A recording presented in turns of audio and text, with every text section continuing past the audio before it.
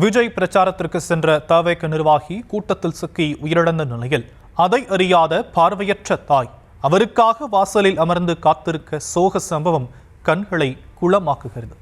அதேபோல நிறைமாத கர்ப்பிணி மனைவியை தவிக்க விட்டு சென்ற கணவனை நினைத்து மொத்த குடும்பமும் கதறி துடைத்தது மனதை ரணமாக்குகிறது.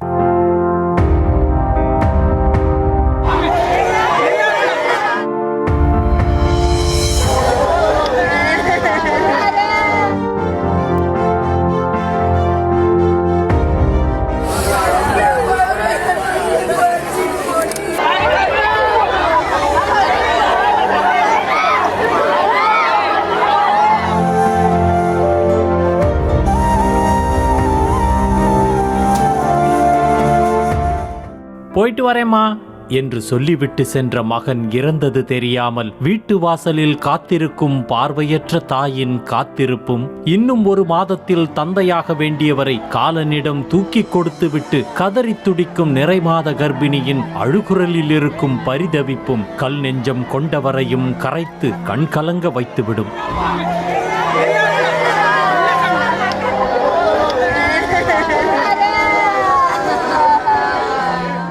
ஈரோடு மாவட்டம் பவானி அருகே ஜம்பையை சேர்ந்து 19 வயதான மோகன் ஈரோடு கிழக்கு மாவட்ட தவேக தகவல் தொழில்நுட்ப இணை செயலாளராக இருந்து வந்தார். சிறு வயதிலிருந்தே விஜய் மீது கொண்ட தீரா பாசம் கல்லூரி படிப்பையும் தாண்டி அவரை கட்சி பணியில் ஈடுபட வைத்திருக்கிறது. அதுவும் விஜய் கரூர் வருகை பற்றி தெரிந்ததும் தனது சகாக்களுடன் முதல் ஆளாக பிரச்சார பாயிண்டிற்கு சென்றிருக்கிறார் மோகன்.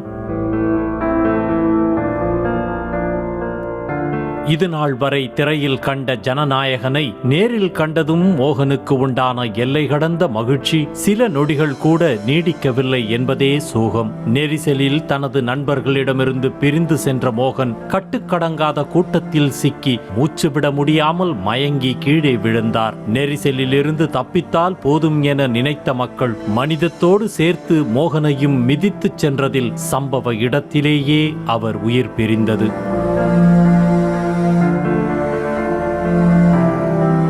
இரவு முழுவதும் மோகனை தேடி அலைந்து திரிந்த அவரின் நண்பர்கள் கடைசியாக கரூர் மருத்துவமனைக்கு சென்று பார்த்த பின்தான் அவர் இறந்ததே தெரிய வந்திருக்கிறது. கரூரில் நடந்த துயர சம்பவம் பற்றி எதுவும் அறியாத மோகனின் பார்வையற்ற தாயோ மறுநாள் காலை வரை அவர் வருவார் என காத்திருந்தது மனதை உலுக்குகிறது. 10 ஆண்டுகளுக்கு மேலாக பார்வையற்ற தாய்க்கு கண்ணுக்கு கண்ணாக இருந்து மகளைப் போல கவனித்து ஊருக்கே உதாரணமாக இருந்த மோகனின் மறைவு ஒட்டுமொத்த ஊரையும் சோகத்தில் மூழ்கச் செய்திருக்கிறது.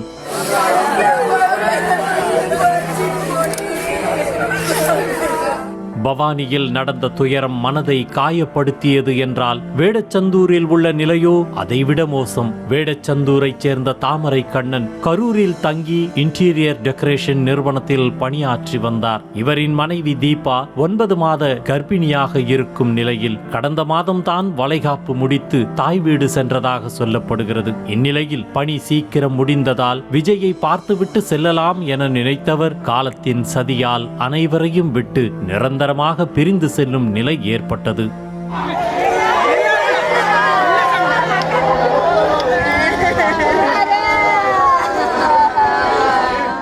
இரவு முழுவதும் கணவனிடமிருந்து போன் கால் வராததால் பதறிப்போன தீபாவிற்கு காலையில் வந்த செய்தி தலையில் இடியை இறக்கியது. கணவன் இறந்து விட்டதை அறிந்ததும் உயிரற்ற உடலாய் மாறிப்போன தீபா கடைசியாக கணவனின் முகத்தை பார்த்ததும் அதுவரை அடக்கி வைத்திருந்த சோகம் முழுவதும் கண்ணீராய் கொட்டியது. தேம்பி தேம்பி அழுத நிறைமாத கர்ப்பிணிக்கு ஆறுதல் சொல்லக்கூட வார்த்தையின்றி கையறு நிலையில் இருந்த சொந்தங்கள் கண்கலங்கியபடி புலம்பி நின்றனர்.